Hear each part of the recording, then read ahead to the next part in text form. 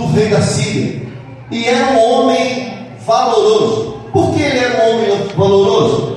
Porque por eles o Senhor tinha dado livramento a muitos daqueles povos. Poderia ser um rei, poderia ser um chefe. Pelo relato que nós lemos, pela história que nós lemos de Naamã, ele não era servo de Deus. Ele não era servo de Deus. Mas a Bíblia diz que ele era um homem valoroso. Ele era um homem importante. Não sou eu que estou dizendo. A Bíblia diz isso. A Bíblia testifica isso. Que Naamã era um homem valoroso. E que por ele, através dele, Deus havia dado livramentos ao povo da Síria. Pois bem, a Bíblia diz que Naamã, ele era valoroso, era importante, porém ele era leproso. O que quer dizer isso? Não importa quem nós somos, não importa o grau de estudo que nós temos, não importa a intelectualidade que você tem, enfermidade pode vir para qualquer pessoa. Ninguém está livre disso. Jesus disse que na terra nós teríamos aflição, mas nós deveríamos ter bom ânimo, porque Ele venceu. Porém, Ele sempre foi e continua sendo médico dos médicos, Senhor sobre todas as coisas. Ele tem toda a autoridade e todo o poder. Mas a Bíblia diz que Naamã, ele era leproso.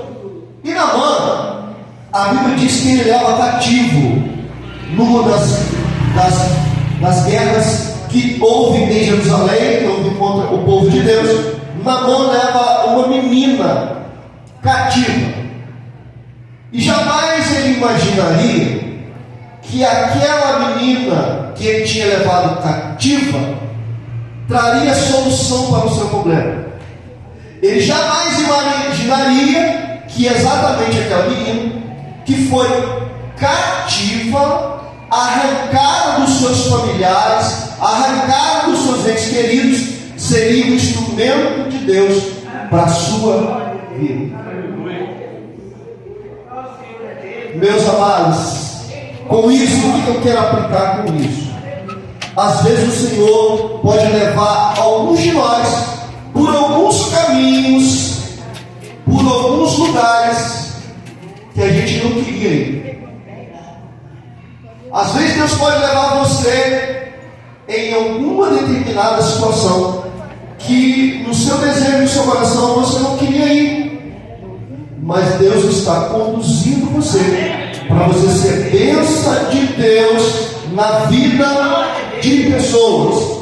Porque Deus, Ele conduz os seus servos por onde Ele quer. Porque Ele é Senhor da sua vida.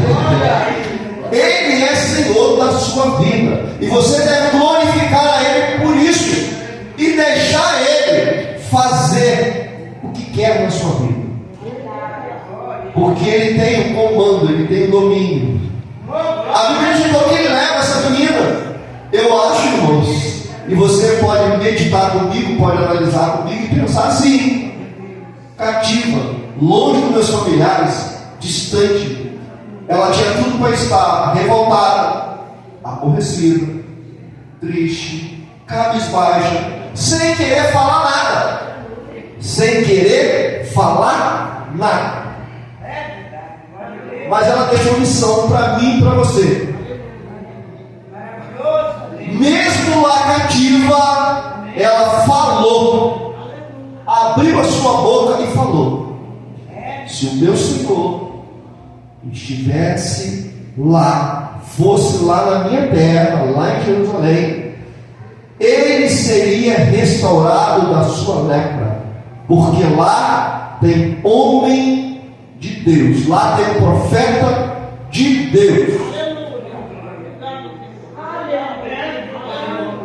Você conhece o Deus que você serve. Você sabe que o seu Deus, ele tem poder. Você sabe que o nosso Deus, ele tem poder. Por onde você estiver, você tem que falar. Você tem que testificar. Você tem que anunciar as grandezas de Deus por Eu falava aqui hoje na escola dominical. A boca de um servo de Deus, ela é um manancial de vida.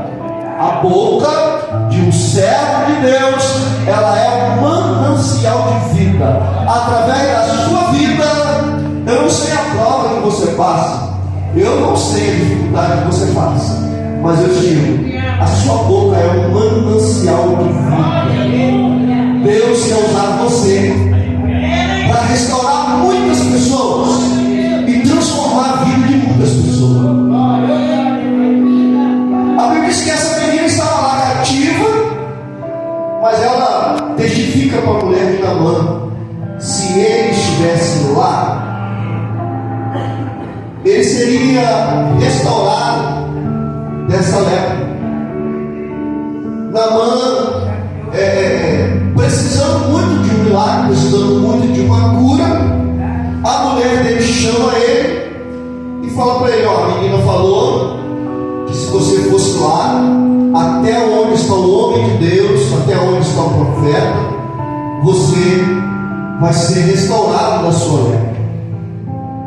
A Bíblia diz que o rei então da Síria escreve carta para o rei de Israel, avisando que ele estava enfiando Naamã. Só que o rei, ao receber a carta, ele imaginou assim: ué, o rei da Síria está esperando que eu opere esse milagre na vida de Naamã? Por acaso sou eu Deus? Ele está procurando uma ocasião contra mim. Eu sei que ele está me ofendendo, porque eu não consigo. E realmente é exatamente isso. É exatamente isso. O ser humano não consegue. Mas quem confia em Deus e quem tem o Senhor da sua vida opera milagre. A Bíblia diz então que ele falou: poxa, ele está buscando a ocasião, ele está querendo arrumar uma confusão comigo, eu não consigo. Mas a Bíblia diz que isso chegou até o ouvido do profeta de Eliseu. E Eliseu imediatamente falou: manda ele vir, porque ele saberá que há Deus em Israel.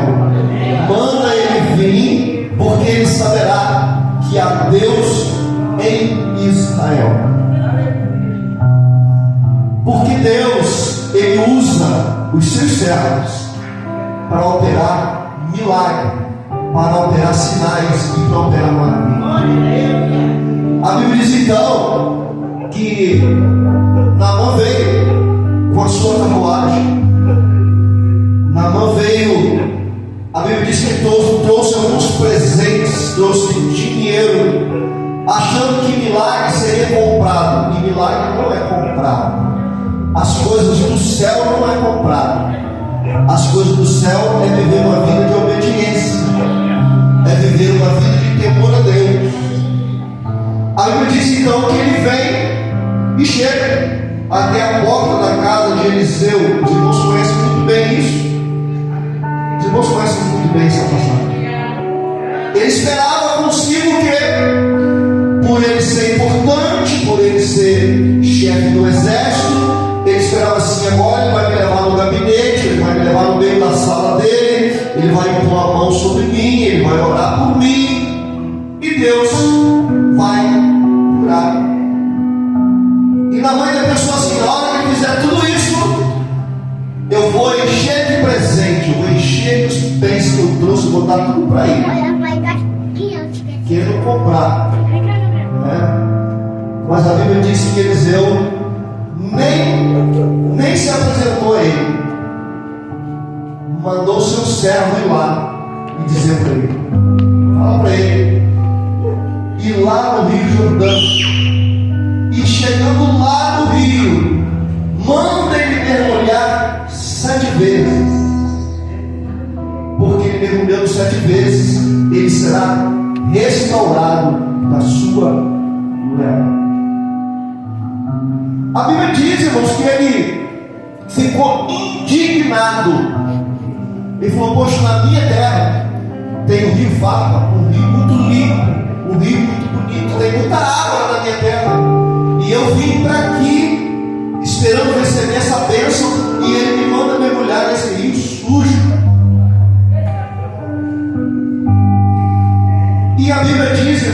E a Bíblia diz que ele não queria. Naamã não queria obedecer. Naamã chegou a decidir voltar e ir embora e não obedecer o profeta, o homem de Deus.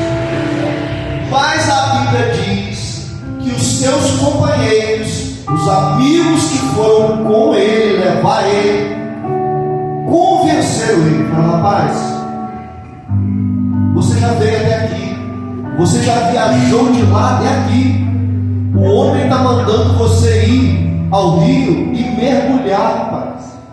Obedece a voz do homem de Deus.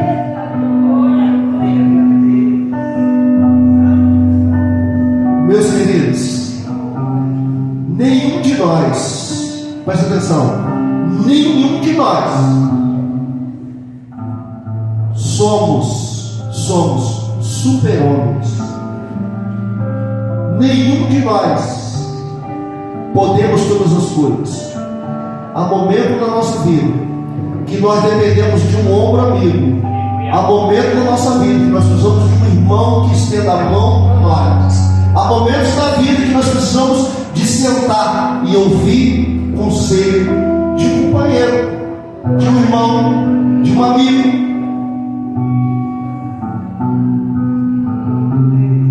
Nós precisamos estar sempre abertos a aprender. Sempre precisamos estar abertos a aprender. E o princípio da sabedoria começa na humildade. A Bíblia diz que ele não queria mais mergulhar, mas os seus amigos, os seus companheiros falaram: vai, rapaz, obedece.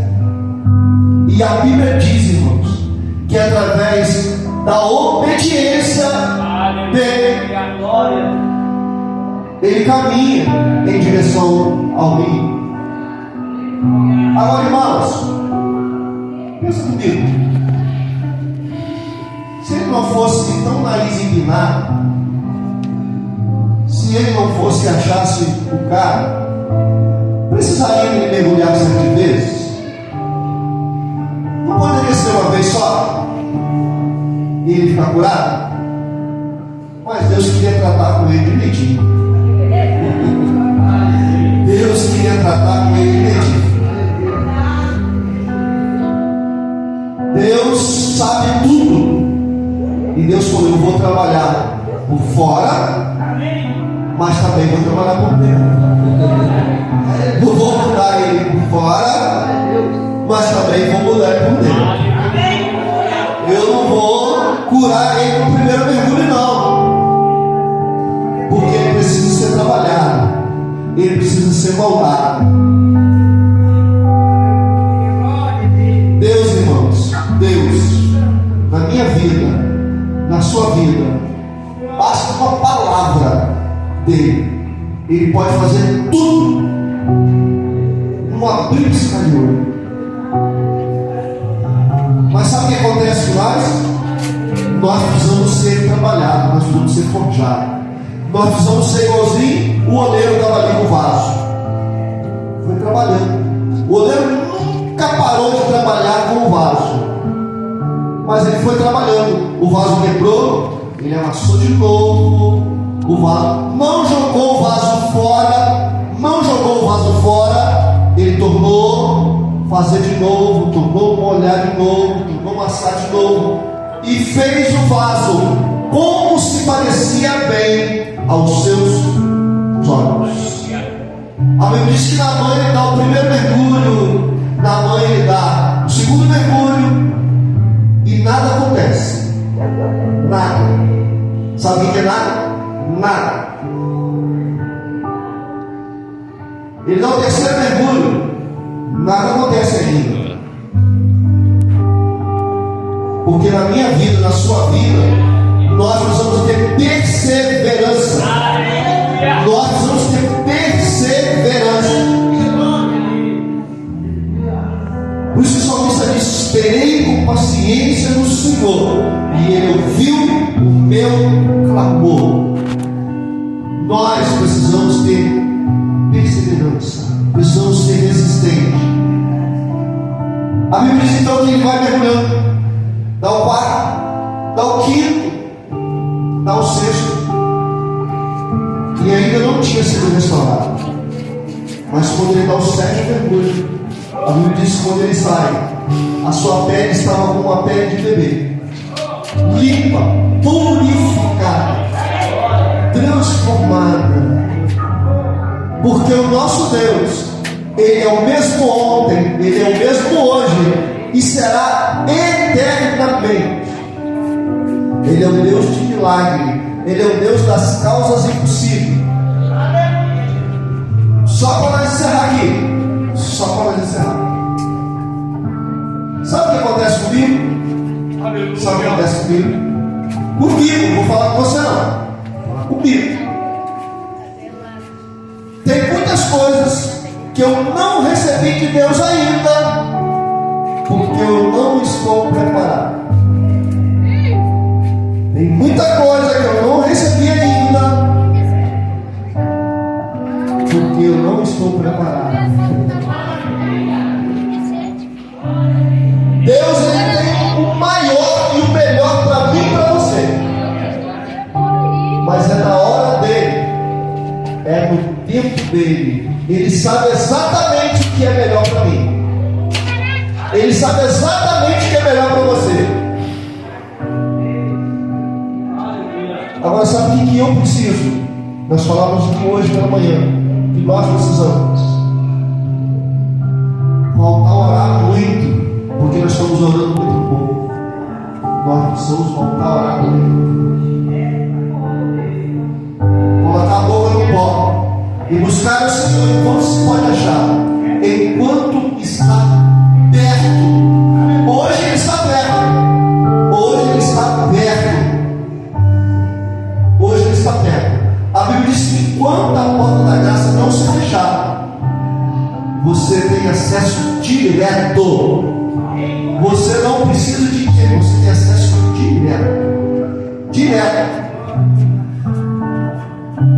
Você não entendeu? Você não precisa pedir para o pastor pedir para você, não. É você direto de Deus. Direto de Deus. Você tem acesso direto. Todos têm acesso direto. A porta da graça ainda está aberta. Não sabemos até quando, porque de uma hora para outra Ele vai levar os seus, e aí a porta da graça vai se fechar. Mas ainda nós temos acesso direto. Amém. Deus continua nos abençoando. Vamos entrar aqui na parte de Santa Ceia, em nome de Jesus. É mais uma noite. Amém. Nos falta tirar o fé. Vou pedir aqui, quem vai louvar? Alguém vai louvar a Deus?